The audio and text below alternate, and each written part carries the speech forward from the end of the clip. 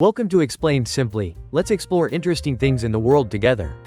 Today let's find out normal behaviors that secretly make people dislike you. Part 2. 1. Name dropping to impress. You're talking about a tech company, and someone chimes in with, "Oh yeah, I actually know a guy at Google." This line is almost always meant to impress, to subtly signal status or connection. However, more often than not, it backfires spectacularly. People rarely hear name dropping as a sign of coolness or influence. Instead, they often interpret it as insecurity. It sounds like you're trying to validate yourself by association, as if saying, "Look who I'm connected to," instead of, "Here's who I am." Imagine someone doing that to you. It often feels fake, doesn't it?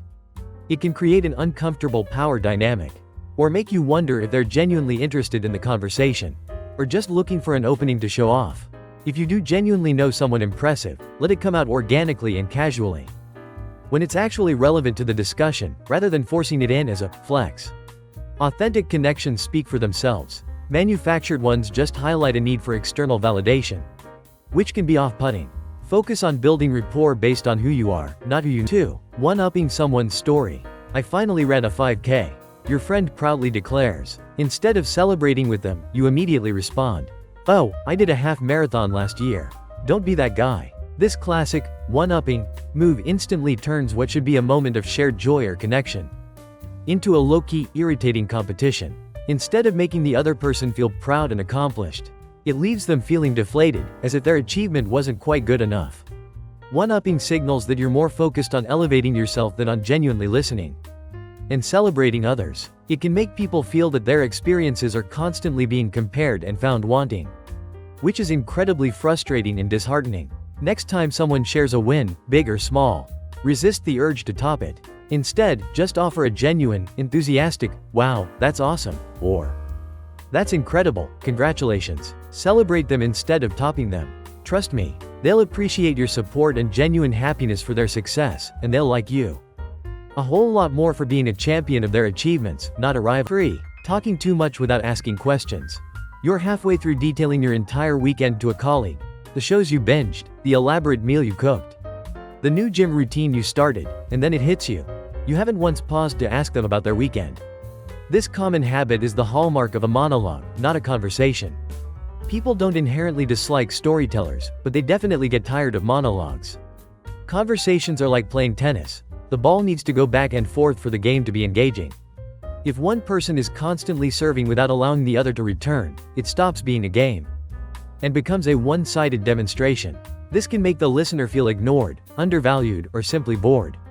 To instantly come off as more balanced and considerate, make a conscious effort to toss the conversational ball over to them. After sharing a bit about yourself, ask, "Enough about me. How was your week?" Or, "What have you been up to?" This simple act shows genuine interest, invites them to participate, and transforms a potential lecture into a meaningful exchange. 4. Acting fake polite. You know the moment. Your coworker is showing you the 20th photo of their cat, wearing various tiny hats, and you're forced to plaster on a smile. "Ah, so cute," while silently begging for a swift escape. Or you're at a family dinner, nodding along intently, "Oh yeah, Uncle Jeff. That story about your lawnmower is absolutely fascinating," even though you've zoned out so hard you've barely heard a word. People, for the most part, can sense when you're faking it. That forced smile, the slightly over-enthusiastic, "Oh really?" These subtle cues make things feel weird and inauthentic. While being rude is never the answer, sometimes it's much better to be playfully honest, or politely direct rather than perpetuating a charade. A gentle, "Wow, that's a lot of cat photos. I actually need to run," or, "I'm sorry, I seem to have lost the thread there," can be less jarring than a transparently fake performance. Authenticity, even if it's a little less polite, is usually preferred over transparent insincerity, as it builds more genuine, albeit sometimes brief. 5. Playing the victim too often. You mention having a rough day at work, and the other person immediately jumps in with, "Oh, you think you had a rough day? Wait till you hear how bad mine was." And just like that, the conversation has shifted from your experience to their suffering, instantly making you feel like your problems are trivialized. This is a classic move of someone who constantly plays the victim. Every situation, every challenge, every minor inconvenience is framed as a personal attack or an unparalleled hardship for them.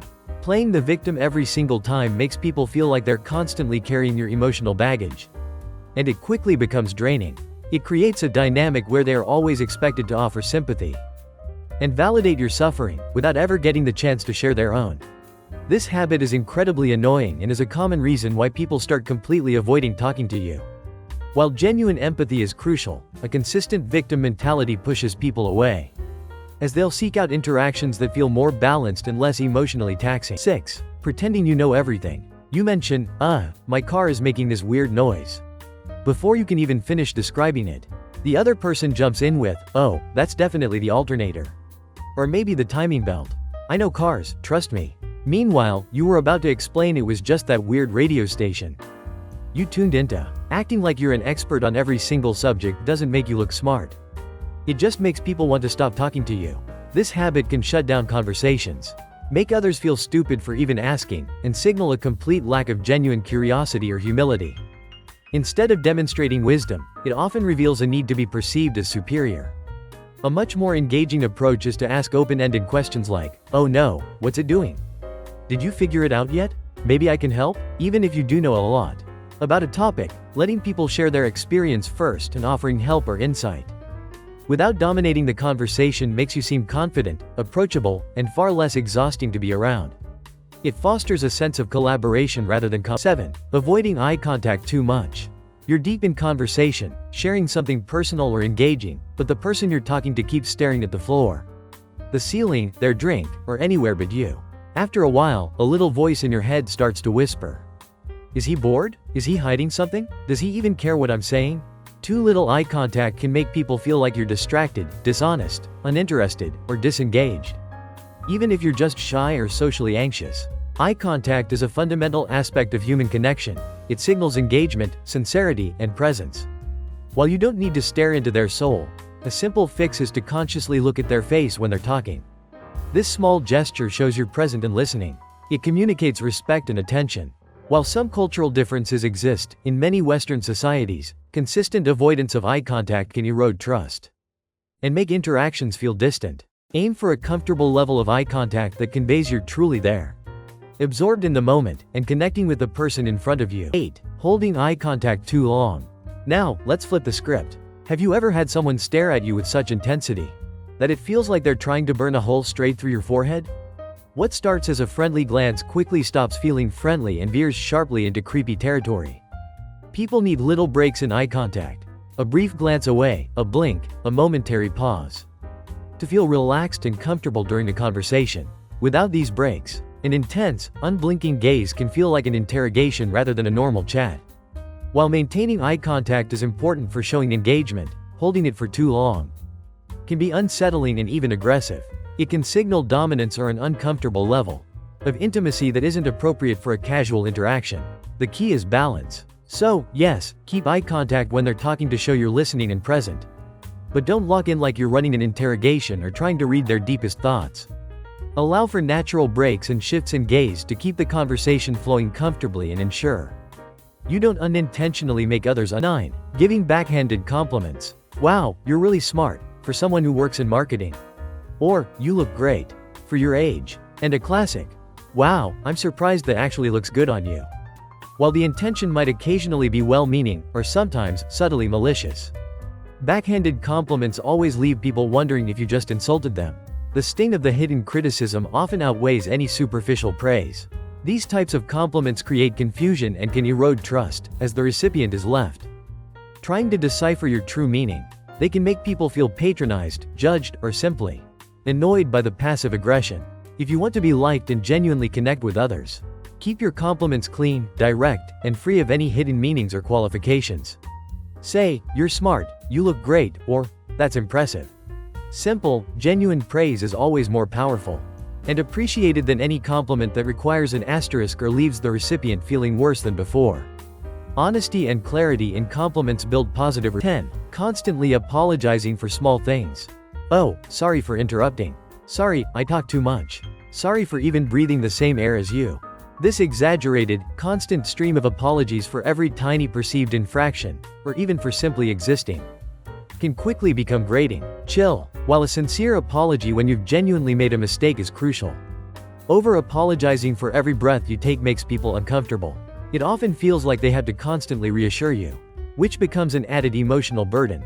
Worse, it significantly lowers how confident and self-assured you appear. It can signal insecurity and a lack of self-worth, making you seem overly timid.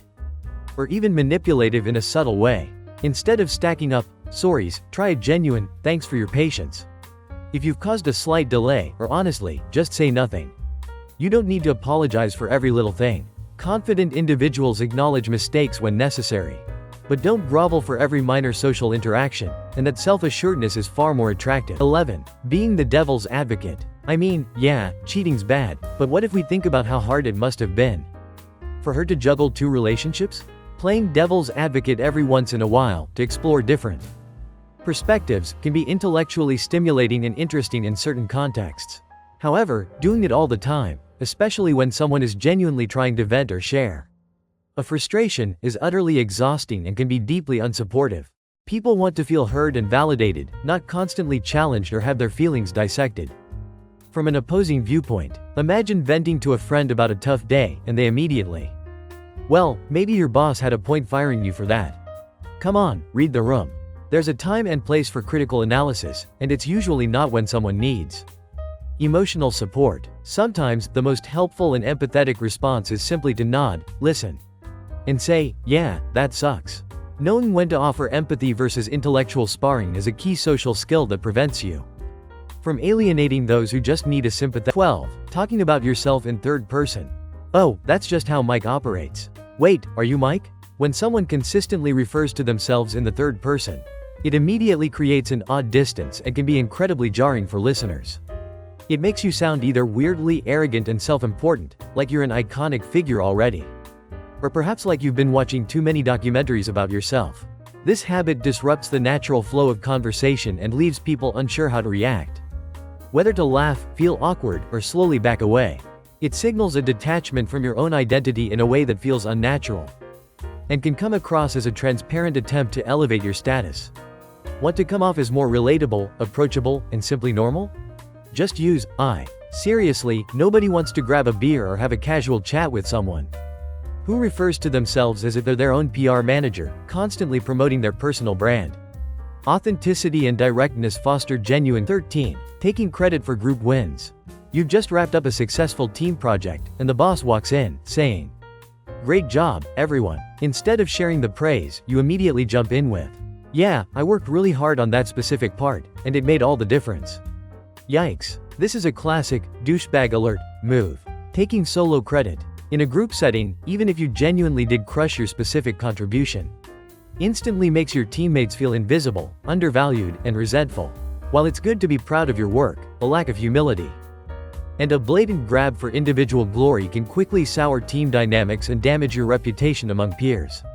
It suggests you're more interested in personal advancement than collective success. The better, more gracious, and ultimately more respected response is to share the spotlight. A simple, "Thanks, we all pulled together on this one," acknowledges everyone's contribution and shows you're a team player. True leaders and well-liked individuals understand that sharing credit elevates everyone, including themselves. In the 14. Name calling or labeling people. Wow, you're such a nerd. You're totally the mom of the group. You're definitely the lazy one here. Man, you're so extra. Even if you mean it as a playful joke, consistently name calling or labeling people can sting. It puts them in a box, an identity they might not appreciate or even resonate with. Over time, it can make them feel small, misunderstood, or annoyed, even if they don't voice it. Labels, even seemingly benign ones, can limit how people see themselves and how others perceive them. They can perpetuate stereotypes or diminish an individual's complex personality to a single trait. If you want to joke around and have fun without pushing people away, tease situations or actions, not identities. Saying, "Ha, classic move," when someone makes a predictable error, is way safer and less damaging than slapping on a personal label like, "You're such a clumsy person." Focus on behavior, not character, to keep humor lighthearted and inclusive. Fostering a positive atmosphere where everyone feels respect. 15. Acting like you're above certain tasks. "Hey, can you help carry these chairs to the other room?" And you respond with a casual, dismissive wave, I don't really do lifting." Or perhaps you declare, "That's not my job," when a minor, non-critical task needs doing. Look, nobody is too cool, too important, or too sophisticated to help out with basic, sometimes manual, work when it's needed. Acting like you're above, grunt work, or the little tasks doesn't make you look special, elite, or powerful. On the contrary, it just makes you look lazy, entitled, and unhelpful. It demonstrates a lack of teamwork and a disconnect from the reality of shared effort. People respect those who roll up their sleeves and contribute, regardless of their perceived status. If you want to impress people, just do it without making a big deal out of it. Pitching in, even on mundane tasks, shows humility, a strong work ethic, and a willingness to be a contributing member of any group, which earns far more respect and likability than aloofness. 16. Talking badly about others behind their backs. I mean, I like Sarah, but don't you think she's kind of fake? Be extremely careful when you engage in this type of conversation. The moment you start trashing people who aren't in the room, everyone else present immediately starts wondering what you'll say about them when they're gone. Gossip and backbiting erode trust faster than almost anything else. While it might feel like a bonding experience in the moment, sharing a mutual dislike or observation, it actually signals to everyone else that you're not a trustworthy person. It makes them wary of confiding in you or even being truly open around you, for fear of becoming your next target when they step away. Rather than engaging in drama, cultivate a reputation for being classy and discreet. If you have an issue with someone, address it with them directly or keep it to yourself. That's the kind of reputation people actually remember and respect, someone who can be trusted, not someone who's always stirring the pot with negative. 17. Passive-aggressive hints. You arrive at an event, and someone greets you with, "Oh, I guess some people don't mind showing up late." Boom. Instant tension. Passive-aggressive comments are incredibly confusing and make people feel deeply uncomfortable, trapped in a guessing game about what you really mean or what they've done wrong. This indirect communication style leaves everyone feeling uneasy and resentful, as it avoids direct confrontation, while still conveying displeasure. If something is genuinely bothering you, the most effective and respectful approach is to be upfront and clear. For example, instead of a snide remark, try, "Hey, I felt a little annoyed. You were late today. Just wanted to let you know."